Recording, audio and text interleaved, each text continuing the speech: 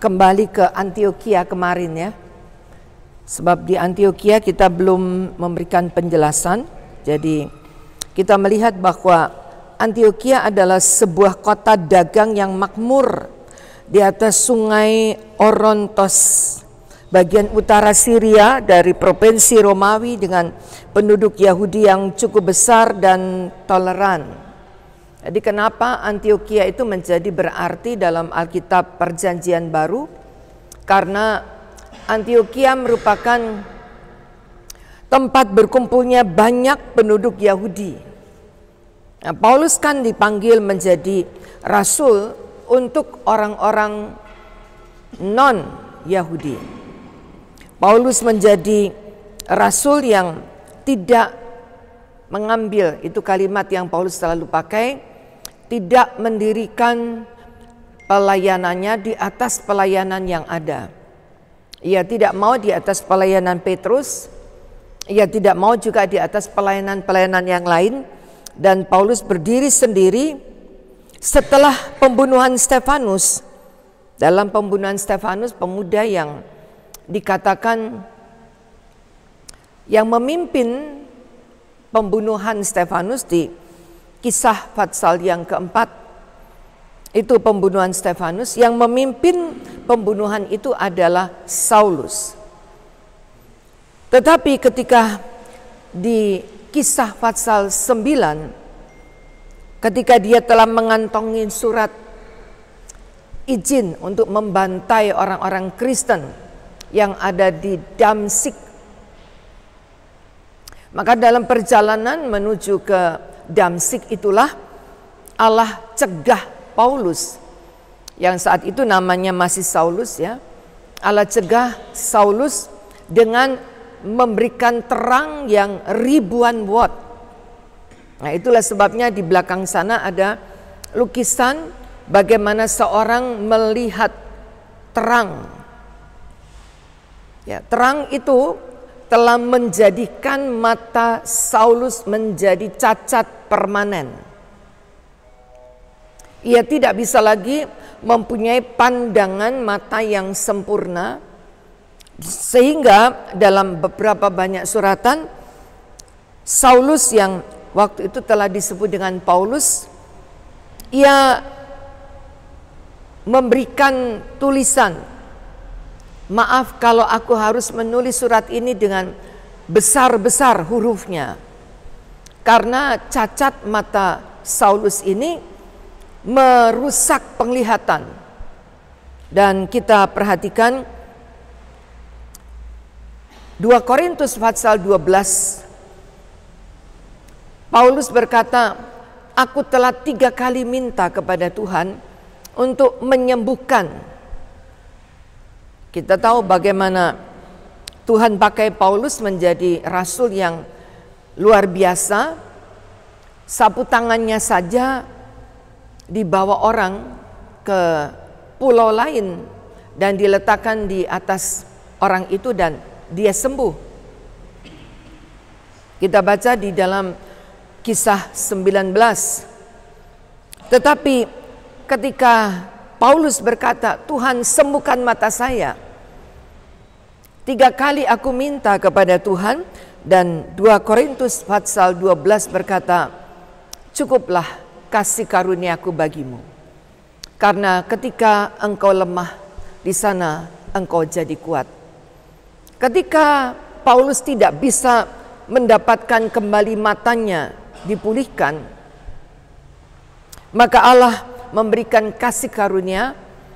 Paulus tidak melayani dengan kesombongan, sebab di dalam 2 Korintus 12, kalau saja Paulus tidak cacat matanya, maka ia akan menjadi seorang yang sombong.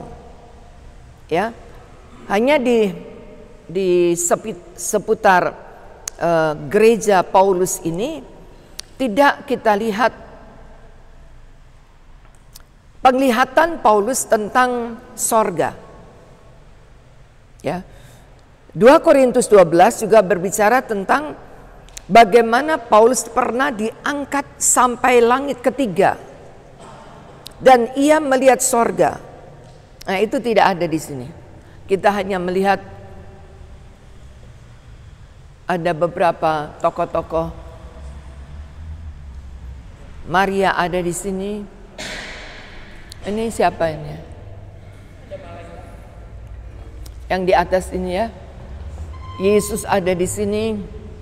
Dan kita tidak melihat 2 Korintus 12 yang mengatakan bahwa kalau aku boleh sombong, maka akulah orang yang sudah melihat sorga.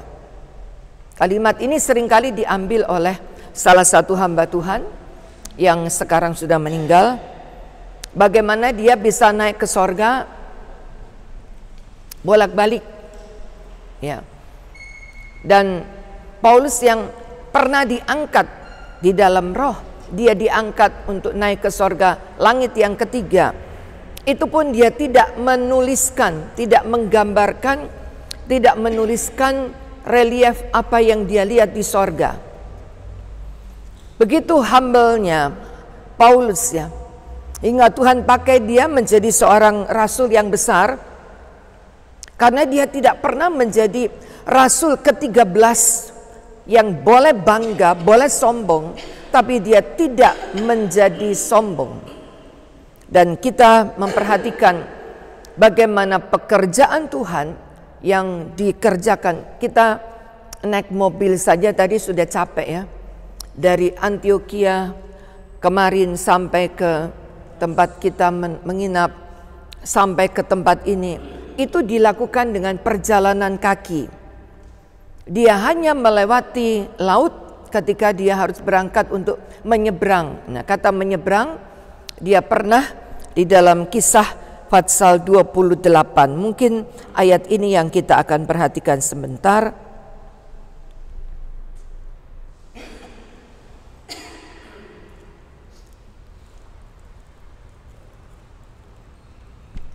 Paulus di Pulau Malta, kita belum sampai ke sana, ya. Tetapi ketika dia menyeberang ke Pulau Malta, ia disambut oleh penduduk dengan sangat ramah. Tapi ketika dia sedang mengumpulkan ranting-ranting untuk bikin pemanasan karena dingin sekali, keluarlah seekor ular beludak karena panasnya api dan menggigit tangannya. Orang berkata, ia dapat meluputkan diri dari Dewi Laut. Ia dapat minta keadilan, tetapi ia tidak bisa menghadapi hukuman. Mereka tunggu Paulus 3 hari, karena ketika seorang dipagut oleh ular beludak, maka 3 hari dia pasti mati. Paulus berada di Pulau Malta dan ia tidak menderita, ayat yang ke-5, tetapi Paulus mengibaskan ular itu ke dalam api dan ia sama sekali tidak menderita sesuatu. Dan orang berkata, sejak saat itu orang berkata bahwa Paulus adalah seorang dewa. Perjalanan menjelang akhir dan tiba di Roma. Kalau tadi kita juga ditunjukkan peninggalan-peninggalan Roma, karena Paulus bergerak menuju ke istana Roma untuk dapat memberitakan Injil kepada kaisar di Roma. Itu tujuan Paulus yang terakhir. Dan seperti yang kita baca di Kisah 28, 3 hari kemudian, ayat 17, Paulus memanggil orang terkemuka bangsa Yahudi dan mereka berkumpul dan Paulus mulai berkhotbah.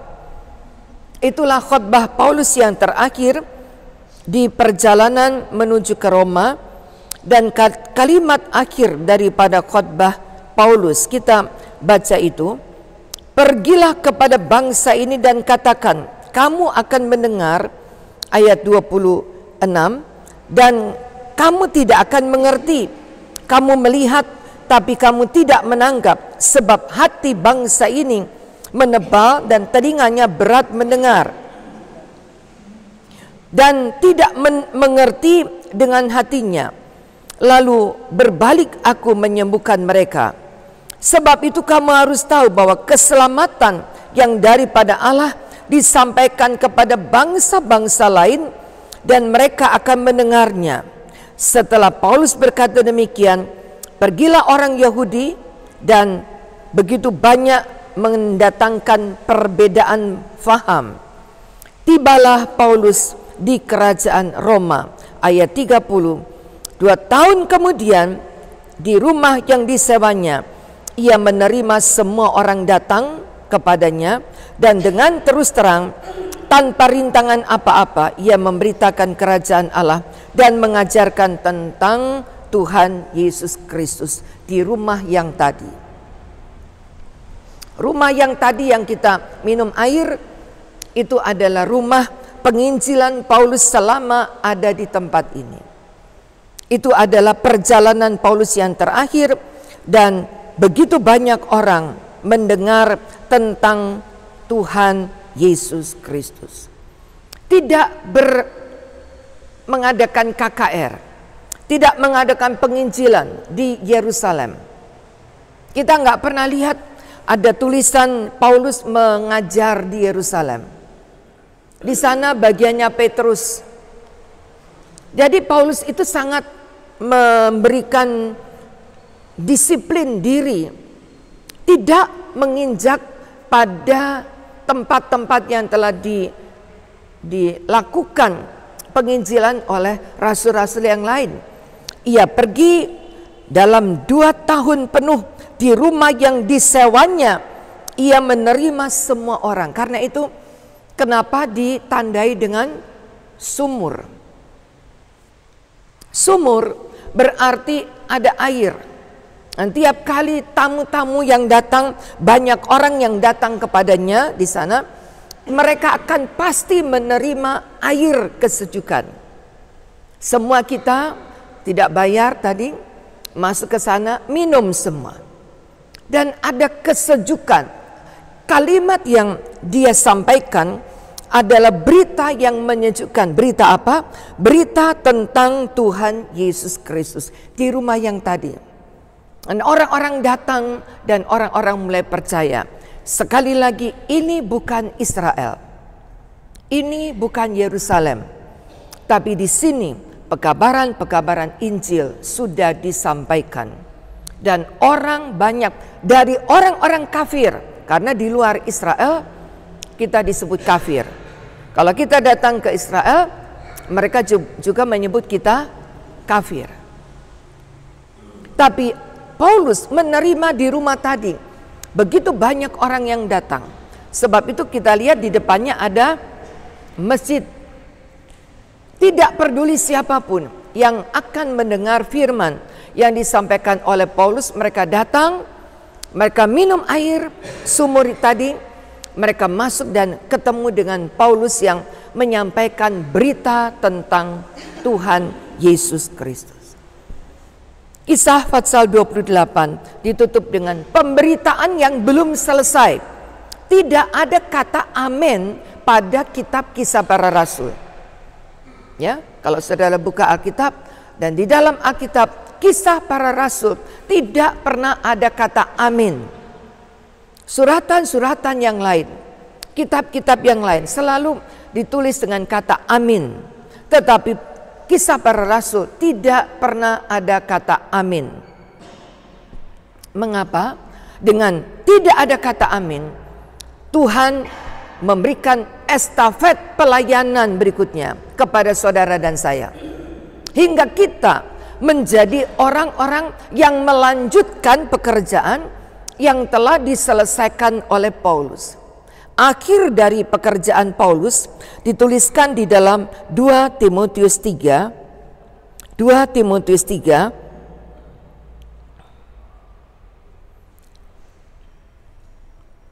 kita mulai baca dari ayat yang ke-11.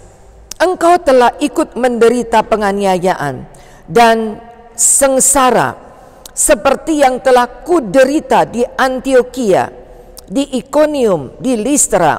Semua penganiayaan itu kuderita dan Tuhan telah melepaskan aku daripadanya. Memang setiap orang yang mau hidup beribadah di dalam Kristus akan menderita aniaya, sedang orang jahat penipu akan bertambah jahat.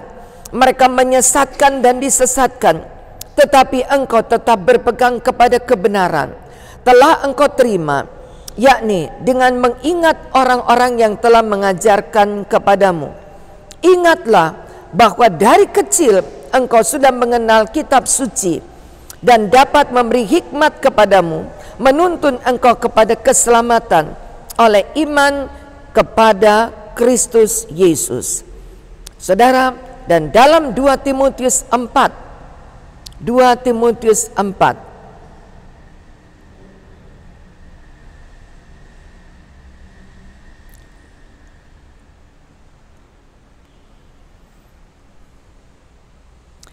ayat yang ke-5, 6, 7, tetapi kuasailah dirimu dalam segala hal, sabar menderita, lakukan pekerjaan pemberitaan Injil, tunaikan tugas pelayanan.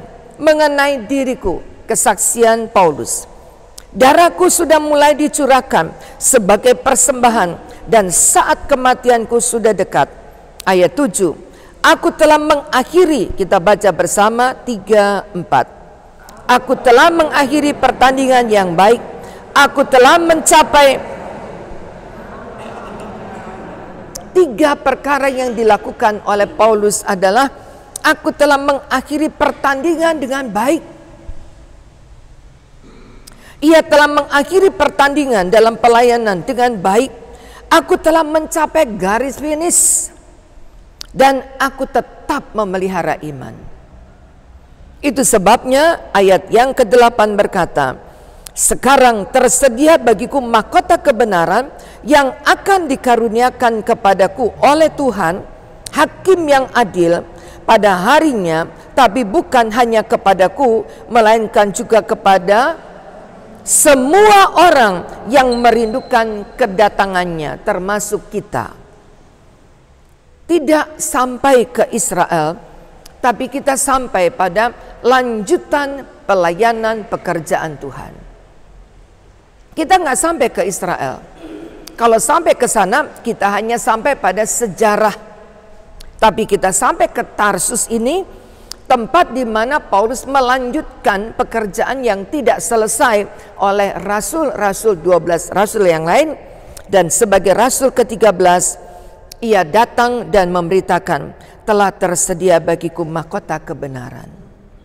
Bukan hanya bagiku saja, tetapi bagi semua orang yang merindukan kedatangannya. Ayat yang ke-9, berusahalah supaya segera datang kepadaku. Karena banyak orang, termasuk Demas, salah satu pengikutnya, meninggalkan Paulus karena ia berangkat ke Tesalonika, Kreskes dan pergi ke Galatia, dan Titus ke Dalmatia. Hanya tinggal Lukas dengan aku. Jemputlah Markus, bawalah ia kemari karena pelayanannya berharga bagi Paulus. Berakhir dengan kematian yang tidak mengecewakan. Berakhir dengan kematian yang tidak sia-sia, tapi berakhir dengan kematian yang membawa banyak berkat. Dan pekerjaan Tuhan dilanjutkan dengan pekerjaan-pekerjaan murid-murid Paulus. Tadi dikatakan di atas, Ibu Anes berkata ada kolom kedua yang diduga adalah tempat baptisan besar.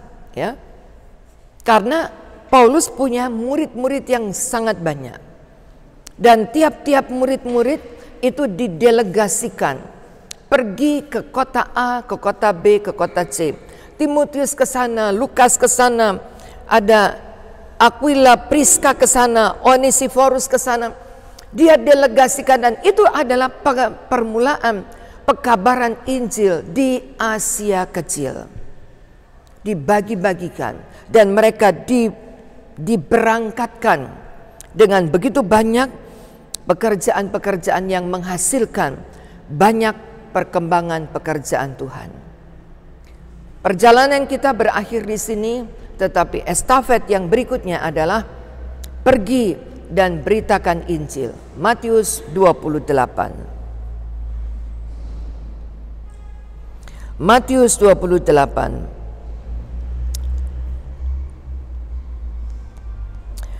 Pada ayat yang ke-17, ketika melihat dia, mereka menyembah, tetapi beberapa orang ragu-ragu. Silakan 18.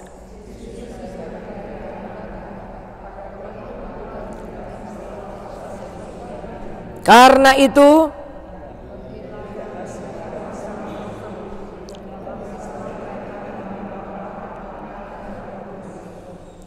ayat 20 bersama, dan ajarlah mereka melakukan segala sesuatu yang telah kuperintahkan kepadamu, dan ketahuilah aku menyertai kamu senantiasa.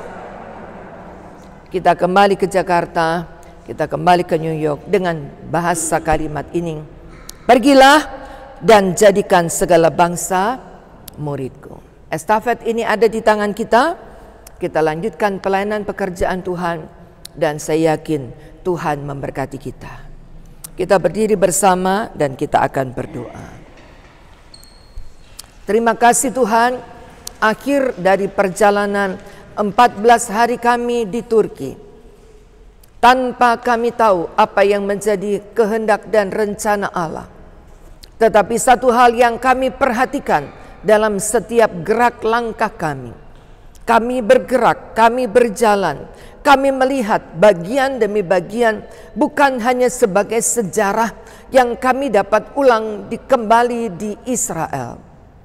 Tapi Tuhan bawa kami ke Turki, ke tempat-tempat pelayanan pekerjaan-Mu dilanjutkan. Kami tidak tahu apa yang menjadi maksud dan kehendak Tuhan. Tapi satu hal yang kami dapat tangkap dari setiap kalimat firman Allah, kami tidak pulang dan menjadi diam.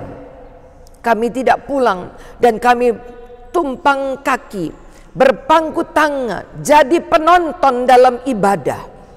Tapi kami kembali pulang, kami berdaya guna di tempat-tempat di mana Tuhan taruh kami. Di tempat-tempat ibadah di mana Tuhan taruh kami, di sana kami akan berdaya guna. Bukan hanya untuk mencari prestasi, nama, jabatan, tapi kami menjadi orang-orang yang membawa firman.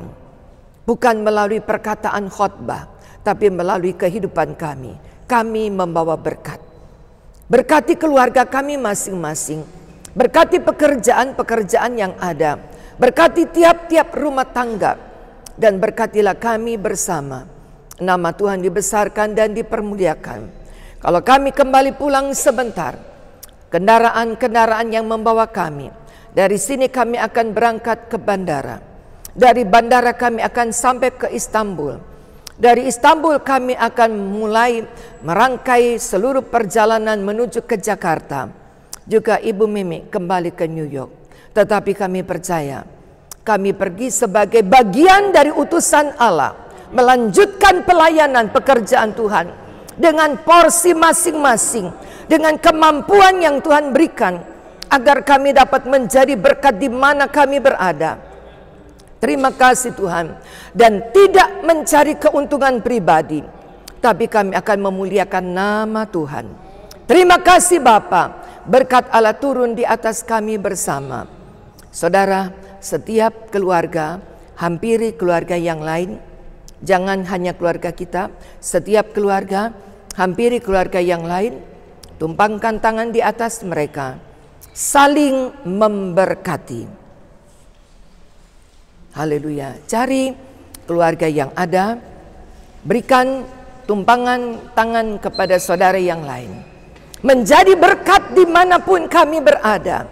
Menjadi berkat di sana, menjadi berkat dalam pekerjaan kami, menjadi berkat di tengah-tengah pelayanan yang Tuhan percayakan, menjadi berkat di tengah-tengah keluarga kami, menjadi berkat di tengah-tengah pekerjaan-pekerjaan, para karyawan yang bersama kami, dan keluarga besar kami diberkati oleh Allah.